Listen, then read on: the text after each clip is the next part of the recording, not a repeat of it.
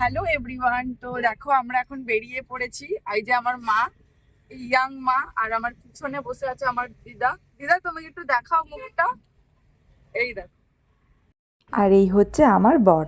তো আমরা যাচ্ছি কৃষ্ণকালী মায়ের মন্দিরে পুজো দিতে। আমাদের আরো সকালে বেরোনোর কথা ছিল, কিন্তু অনেকটাই দেরি হয়ে গেছে। তো যাই হোক, তো চলো যাই। আমাদের বাড়ি থেকে মোটামুটি 2.5 ঘন্টার মতো লাগবে যেতে। বেরিয়ে পড়েছি বর্ধমানে কৃষ্ণকালী মায়ের মন্দিরে যাবার উদ্দেশ্যে। বাড়ি থেকে বেরিয়েই আমাদের বাড়ির সামনের বাজারটা, এটা আমাদের বাড়ি থেকে 2 মিনিট লাগে গাড়ি করে আসলে। তো এখান থেকে আমি সবজি বাজার করি। বেসিক্যালি এখানে সবজি বাজার থেকে শুরু করে জামা কাপড়, মিষ্টি সব কিছুই পাওয়া যায়। তো আমরা এবার হাইওয়ে ধরে নিয়েছি। এবার এখানে গাড়ি চলতেই থাকুক, 3 ঘন্টা একদম নিশ্চিন্ত। দেখো, এই বর্ধমান যাওয়ার পথে রাস্তার দুধারে কি সুন্দর সবুজ মাঠ, খুব ভালো লাগে দেখতে। আচ্ছা, তোমরা কারা কারা গ্রাম পছন্দ করো কমেন্ট করে জানিও কিন্তু আমাকে, ঠিক আছে? আর দেখো, আর এই ব্রিজটা বর্ধমানের, ঠিক যেন দেখে মনে হচ্ছে ছোট্ট একটা হাওড়া ব্রিজ। তো আমরা এই ব্রিজের ওপর দিয়েই যাচ্ছি। আমরা বর্ধমানে তো ঢুকে পড়েছি, আর এখান থেকে কৃষ্ণকালী মায়ের মন্দির আরও 10 মিনিট লাগবে। তো দেখো, আমরা এখানে পৌঁছেও গেছি। আর ওই যে দূরে দেখতে পাচ্ছ মাঠটা, ওইখানেই মায়ের মন্দিরটা আছে, আমরা ওখানেই যাব। তো ফাইনালি আমরা পৌঁছে গেলাম। আমরা ওই মোটামুটি 10টার সময় গাড়িতে চেপেছিলাম, এখন 12টা বাজে। তো 3 ঘন্টার মতো লেগে গেল রাস্তাতে।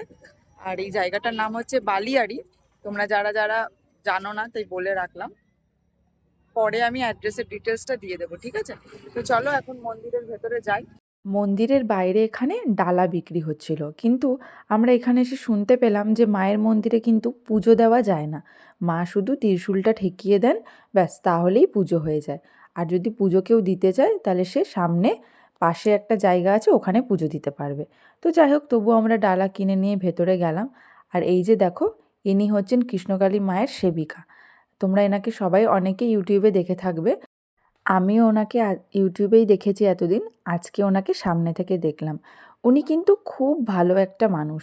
উনি সত্যি খুব ভালো মনের একটা মানুষ, আর ওনার ব্যবহার কিন্তু অমায়িক। আমরা যখন এখানে ঢুকলাম প্রচুর ভিড় ছিল, ভিড়ের মধ্যেই আমরা এখানে মা আমাদের ত্রিশূলটা মাথায় ঠেকিয়ে দিয়েছে, তো সেটার আমি ভিডিও ক্লিপ নিতে পারিনি। আর ওখানে লেখাই আছে ফটো তোলা নিষেধ। তবুও যাই হোক, সবাই একটু একটু করে ফটো তুলছে, ভিডিও করছে, তো সেই ফাঁকে আমিও করে নিলাম। আমি এখানে এসেছিলাম, আমি একটা ছোট্ট মানসিক করেছিলাম, যেটা আমার পূর্ণ হয়ে গেছে। তো আমি সেই জন্যই এখানে পুজো দিতে এসেছি। আর এই দেখো, পাশে এখানে পুজো দেওয়ার ব্যবস্থা আছে। আমি আগেই বলেছিলাম মায়ের মন্দিরে কোনো পুজো দেওয়া যাবে না। তো এইখানে আমি আলাদা করে পুজো দিয়ে নিচ্ছিলাম, কারণ ওখানে যদি সবাই মিলে পুজো দেয় অনেক ভিড় লেগে যাবে। সেই জন্য এখানে আলাদা করে ব্যবস্থা করা আছে।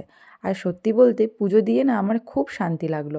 অনেক দিনের ইচ্ছে ছিল যে এই মায়ের মন্দিরে এসে আমি পুজো দেব। তো আজকে আমার সেই মনস্কামনাটাও পূর্ণ হয়ে গেল। তোমরা যারা যারা আসতে পারছো না, তারা কিন্তু ঘরে বসে মায়ের নাম জপ করলেই অনেকটাই দেখবে তোমরা ফল পাবে। তো খুব সুন্দরভাবে পুজো দিয়েছি। এখানে আসলে পুজো দিতে দেয় না, এখানে তুমি এসে পরে খালি ত্রিশূলটা ছুঁয়ে দেবে মা। তো তোমরা যারা যারা আসতে চাও তারা কিন্তু অবশ্যই আসতে পারো। আমার যেহেতু মায়ের কাছে একটা মানসিক ছিল, তো সেটা পূর্ণ হয়েছে বলে আমি আজকে এসেছিলাম। তো চলো এবার আমরা বাড়ি যাব। তার আগে আমরা একটুখানি কিছু খাবো, কারণ সকাল থেকে আমরা কিছু কেউ খাইনি। তো এখান থেকে বেরিয়ে আমরা এখন কিছু খাবার খেয়ে তারপরে বাড়ির পথে রওনা দেবো। আমরা এখানটাতে খেতে এলাম, এই পাশে এখানে ভাতের হোটেল আছে, এরকম ছোট তাঁবু টাঙ্গিয়ে। তো এখন আমরা একটু ভাত খেয়ে নেবো।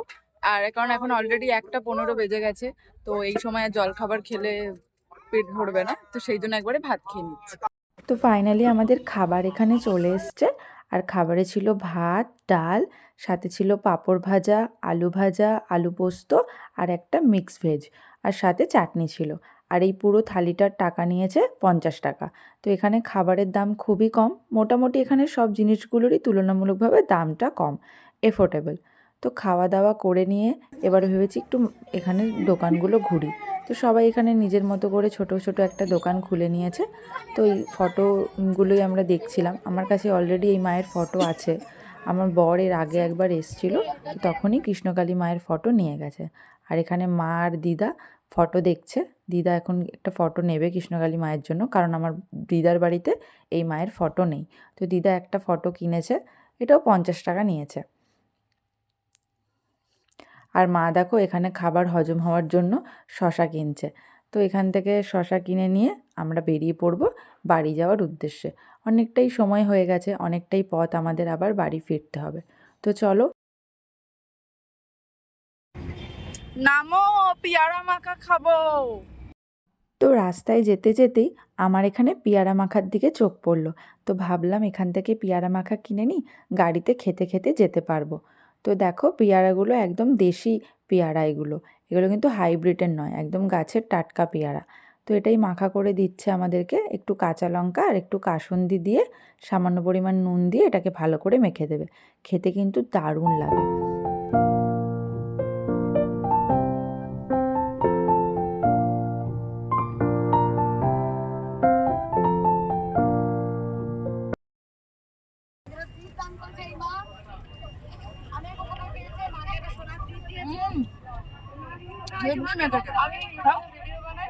বাড়ির কাছাকাছি আমরা চলেই এসেছি। আসার সময় কিন্তু আমাদের খুব বেশি সময় লাগলো না।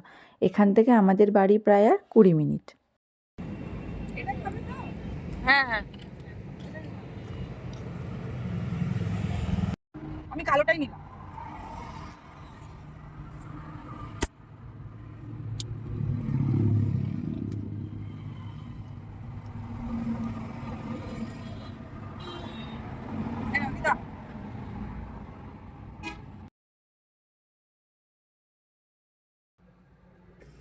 তো আমরা এখন বাড়ির কাছাকাছি চলে এসেছি, তবে গাড়িটা এখানে দাঁড় করিয়েছি। এই দেখো আমার দিদা, আর ওই যে আমার মা, আর এই যে আমি একটু কোল্ড ড্রিঙ্কস খাচ্ছি, আর আমার বড় ওই চায়ের দোকানে গেছে চা খেতে।